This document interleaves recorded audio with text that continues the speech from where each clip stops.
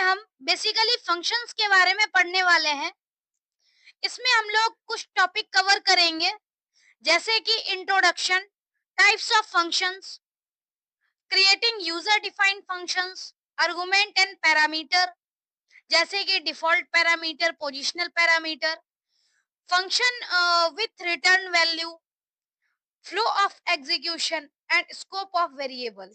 तो ये कुछ टॉपिक होगा जो हम इस चैप्टर में पढ़ने वाले हैं। इस चैप्टर को हम लोग 2-3 वीडियो में डिवाइड करके पढ़ेंगे। तो आज का टॉपिक हम लोग स्टार्ट करते हैं फंक्शन। फंक्शन बेसिकली क्या होता है? एक रीयूजेबल ब्लॉक ऑफ कोड होता है। ब्लॉक ऑफ कोड होता है जो कि किसी स्पेसिफिक टास्क को परफॉर्म करता है। मतलब एक अगर हम कोड की बात करें तो ब्लॉक ऑफ कोड बेसिकली क्या होता है? मल्टीपल लाइंस होते हैं जो किसी पार्टिकुलर टास्क को परफॉर्म करने के लिए रिस्पॉन्सिबल होता है, और इस फंक्शन को हम जहां पर भी चाहें दोबारा से रीयूज कर सकते हैं। मतलब जैसे अगर हम चाहें कि एक जगह हमने फंक्शन क्रिएट किया और वो कहीं पर यूज हो जाए, तो हम इस तरह से कोड को रीयूज कर सकते हैं।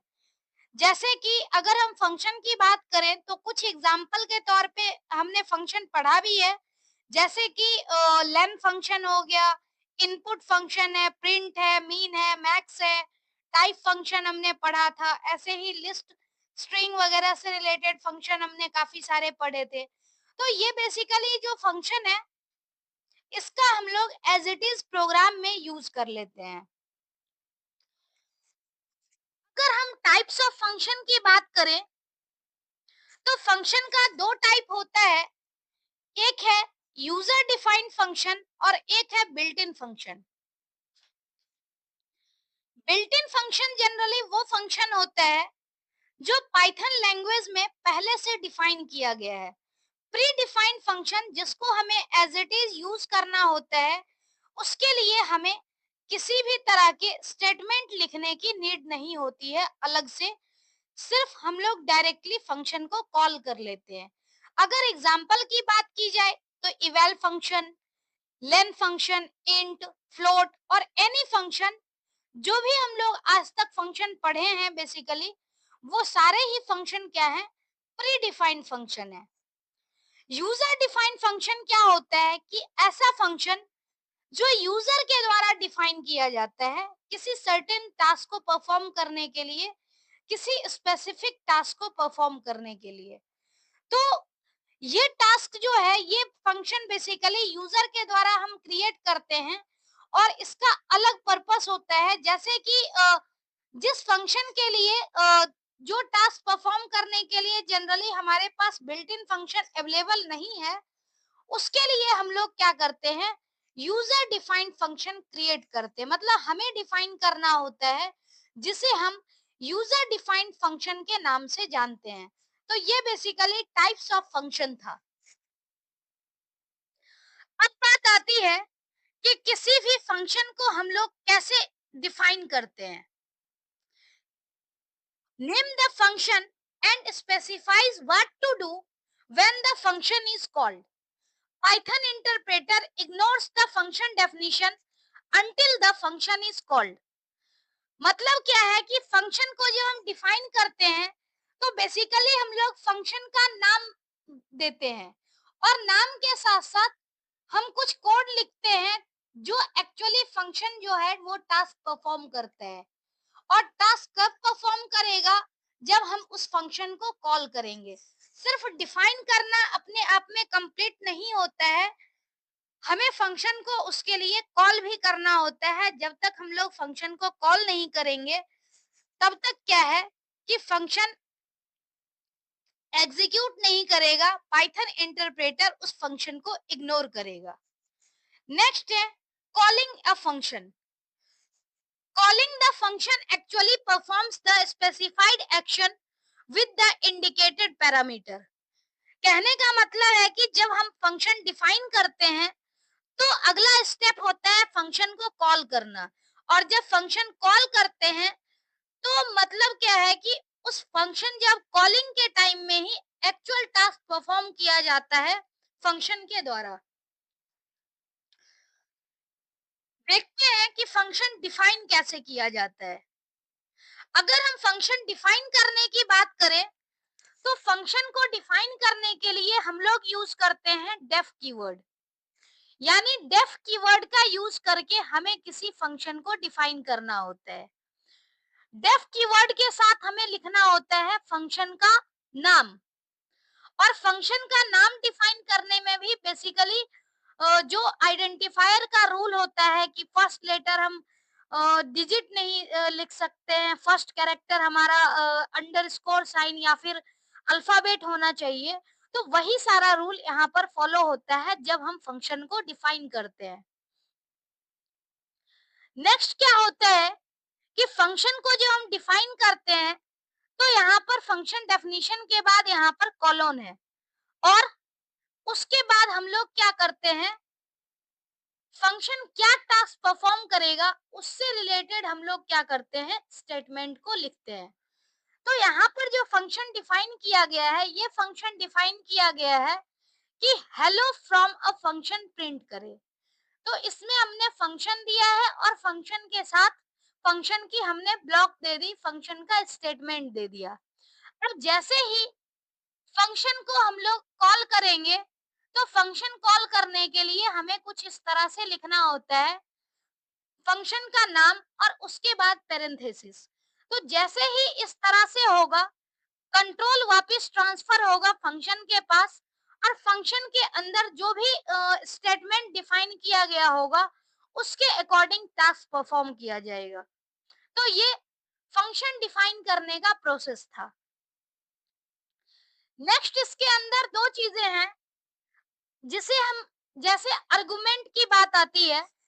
आर्गुमेंट बेसिकली क्या होता है, एक ऐसा इंफॉर्मेशन जो फंक्शन में हम पास करते हैं। जैसे यहाँ पर हमने फंक्शन क्रिएट किया है, तो फंक्शन के बीच में सिर्फ इस तरह से फंक्शन के बाद नाम के बाद लिखा हुआ है पैरेंथेसिस, बट इसमें हमने कोई वैल्यू नहीं दी है। कई बार फंक्शन ऐसा भी होता है कि उसमें हमें कुछ इंफॉर्मेशन पास करना होता है। तो बेसिकली ये आर्गुमेंट जो होता है, ये इनसाइड द पैरेंथेसिस हम लोग डिफाइन करते हैं, आर्गुमेंट का नाम लिखते हैं। और जरूरी नहीं है कि एक फंक्शन में एक ही आर्गुमेंट हो, मोर देन वन आर्गुमेंट भी हो सकते हैं। और हर एक आर्गुमेंट को सेपरेट करने के लिए हम लोग कॉमा यूज करते हैं। दो टर्म आता है, एक है फॉर्मल पैरामीटर और एक है एक्चुअल पैरामीटर। तो बेसिकली फॉर्मल एक्चुअल पैरामीटर क्या होता है, actual parameters are value supplied to the function when it is invoked और कॉल्ड।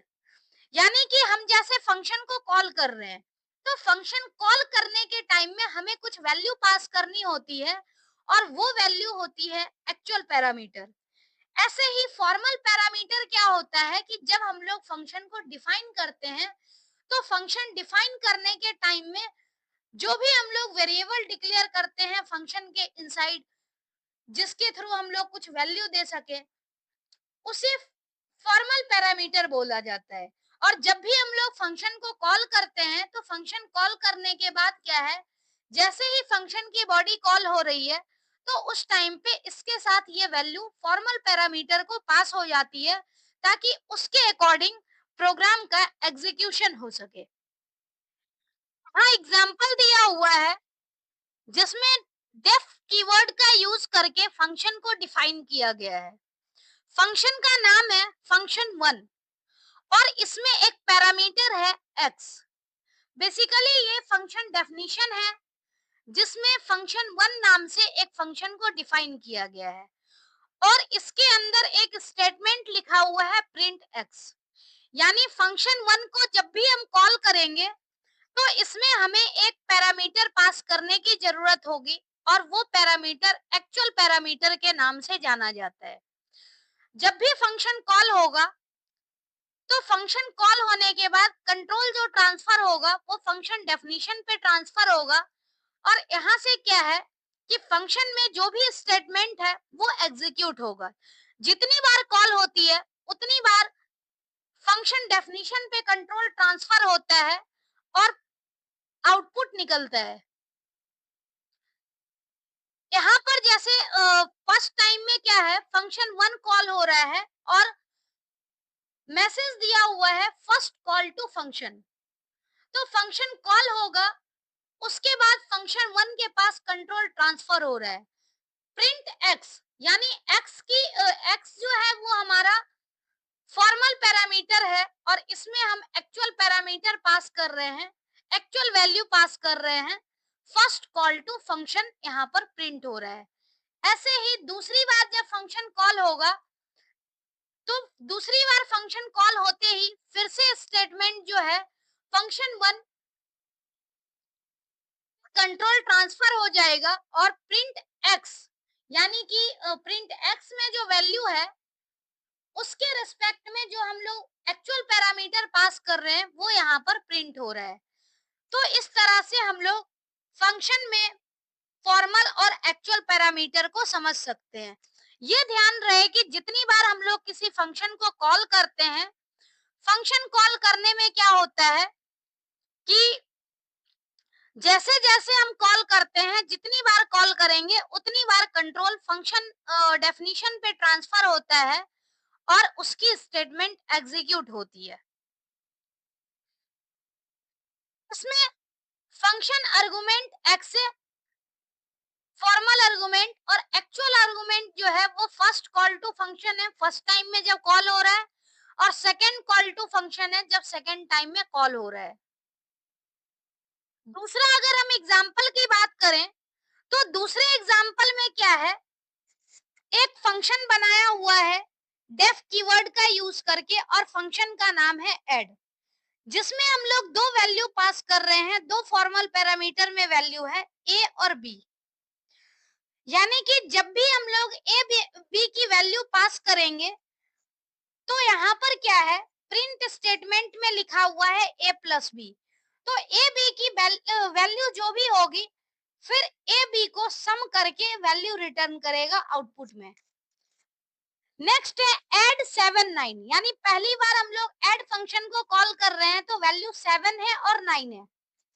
तो 7 9 ये वाला स्टेटमेंट जैसे ही कॉल होगा फर्स्ट टाइम ऐड, तो कंट्रोल ट्रांसफर होगा ऐड स्टेटमेंट पे, और इस बार ए बी की वैल्यू है 7 9, तो 7 प्लस 9 यानी 16। तो पहली बार में 16 प्रिंट हो जाएगी। दूसरी बार में 10 15 है, तो 10 15 जब कॉल होगा तो 10 प्लस 15 की वैल्यू यहाँ पर 25। इसी तरह से 20 20 और 25 जब ऐड होगा तो यहाँ पर 45।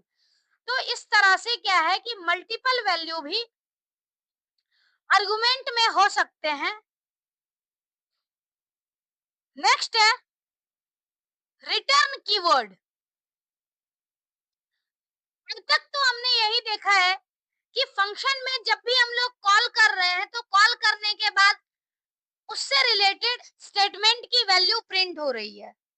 अब यहाँ पर अगर रिटर्न कीवर्ड की हेल्प से देखें, तो रिटर्न कीवर्ड में बेसिकली क्या होता है कि जब रिटर्न कीवर्ड का हम लोग यूज करते हैं, तो उस टाइम पे उससे रिलेटेड जो भी वैल्यू होती है, यानी ऐड फंक्शन यहाँ डिफाइन किया गया है, और ऐड फंक्शन जैसे ही कॉल होगी तो यहाँ से क्या है, ऐड फंक्शन जो है वो एग्जीक्यूट होगा और रिटर्न क्या करेगा, ए प्लस बी।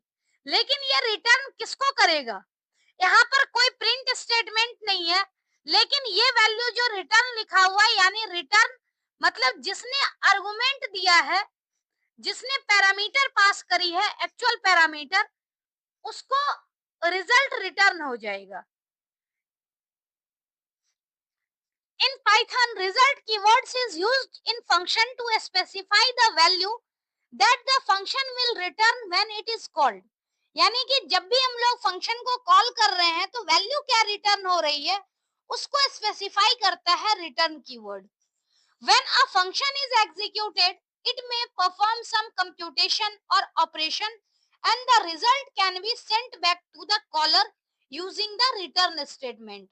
जो मैंने बताया कि जब कभी भी हम लोग फंक्शन को कॉल करते हैं तो कंट्रोल ट्रांसफर हो जाता है फंक्शन डेफिनेशन पे, उसके बाद जैसे यहाँ रिटर्न स्टेटमेंट एग्जीक्यूट कर रहा है, तो रिटर्न स्टेटमेंट एग्जीक्यूट करते ही यहाँ पर फंक्शन परफॉर्म होगा, कंप्यूटेशन परफॉर्म होगा और जो रिजल्ट है वो बैक दे दिया जाएगा किसको, तो जो स्टेटमेंट को, मतलब जो स्टेटमेंट रिटर्न स्टेटमेंट को कॉल किया है। तो इस तरह से रिटर्न स्टेटमेंट काम करता है। नेक्स्ट है, अगर रिटर्न स्टेटमेंट की बात करें तो रिटर्न स्टेटमेंट मल्टीपल तरीके से वैल्यू रिटर्न करता है। जैसे पहला तरीका क्या है, रिटर्निंग अ वैल्यू, यानी सिंपल एक वैल्यू रिटर्न होती है जब भी हम लोग फंक्शन को रिटर्न करते हैं।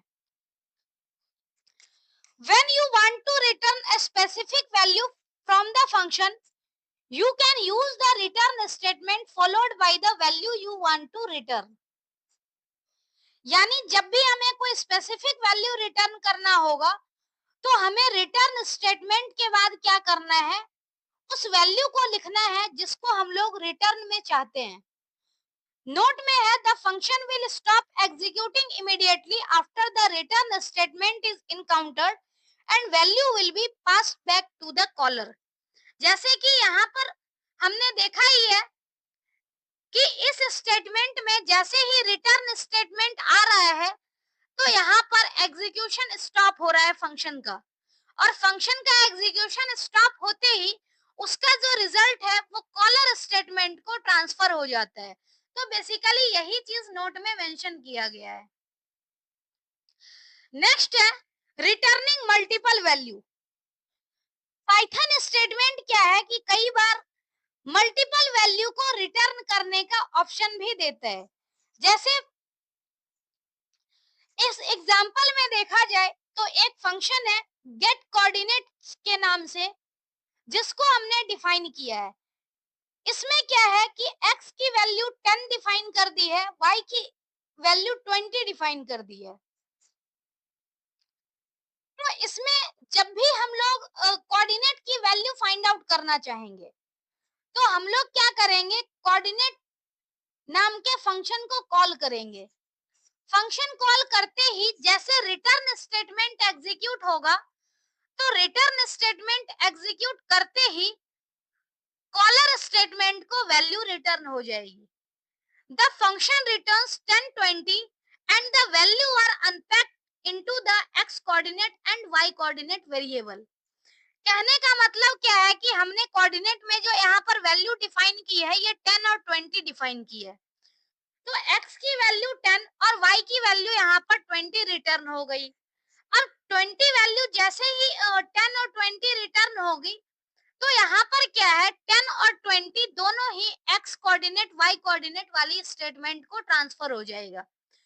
फिर उसके बाद क्या है कि वो वैल्यू अनपैक हो जाएगा, यानी अलग अलग हो जाएगा। x की कोऑर्डिनेट x रिटर्न की जाएगी और y की कोऑर्डिनेट y रिटर्न की जाएगी। तो इस तरीके से मल्टीपल वैल्यू हम लोग रिटर्न स्टेटमेंट में लिख सकते हैं। तीसरा है रिटर्निंग नन। रिटर्निंग नन कब होता है, if a function does not have return statement or has a return statement without any value, it implicitly returns none।